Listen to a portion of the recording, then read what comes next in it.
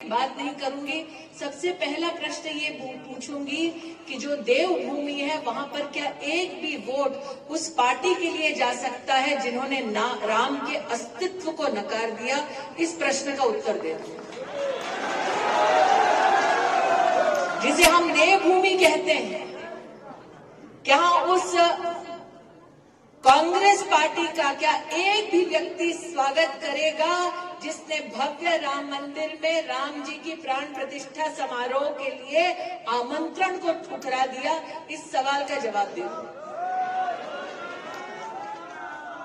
क्या इस देवभूमि पर कांग्रेस के उस नेता के लिए, कांग्रेस की उस विचारधारा के लिए एक भी वोट पड़ेगा जो हिंदुओं को आतंकवादी कहता है? क्या इस देवभूमि पर एक भी वोट उस कांग्रेस पार्टी के लिए पड़ेगा?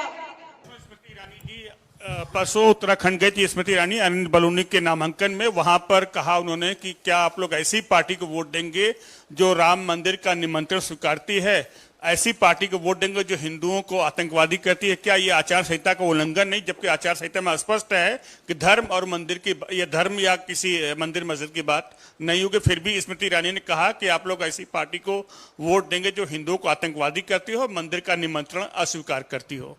माफी चाहूंगी, इस सवाल के बाद थोड़ा सा गुस्सा आ रहा है। स्मृति ईरानी जी, थोड़ी शर्म करनी चाहिए थी आपको। उत्तराखंड की पवित्र धरती पर खड़ी थी ना अंकिता भंडारी। बहुत बड़ा मुद्दा आज भी उत्तराखंड की धरती पर बना हुआ है। अंकिता भंडारी कौन है?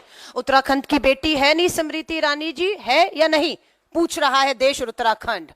उस अंकिता भंडारी को न्याय दिलाने के लिए स्मृति ईरानी जी उत्तराखंड की धरती पर आप पहुंची। क्या आपने एक शब्द बोला? क्या आप अंकिता भंडारी के परिवार को मिली हैं? क्या आपने महिलाओं की, जो आपकी जिम्मेदारी थी, आपके विभाग की जिम्मेदारी थी, महिलाओं को न्याय दिलाना, सुरक्षा दिलाना, क्या आप वो करने में कामयाब हुई हैं? आप नहीं हुई। उल्टा ये हुआ है कि अंकिता भंडारी का परिवार आज भी उत्तराखंड में आंदोलित है।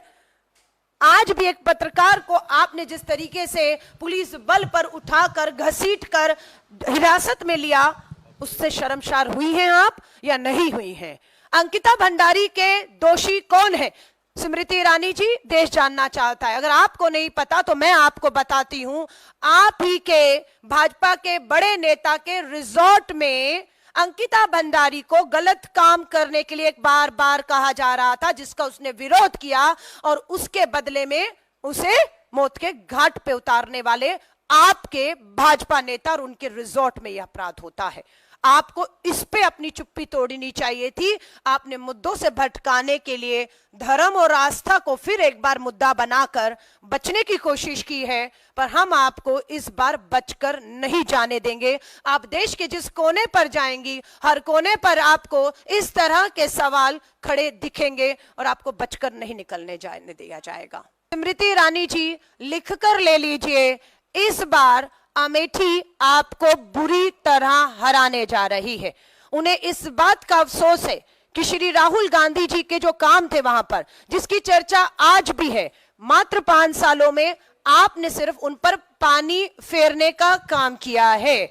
अमेठी की जनता आपके 5 साल के कार्यकाल, जिसमें आप केंद्र की मंत्री भी हैं, आप सिर्फ सांसद नहीं है, आपकी डबल इंजन की सरकार है, कोई बहुत बड़ी उपलब्धि आपने अमेठी में हासिल नहीं की है, जिसके दम पर आप ये दावा करें आप हार रही हैं।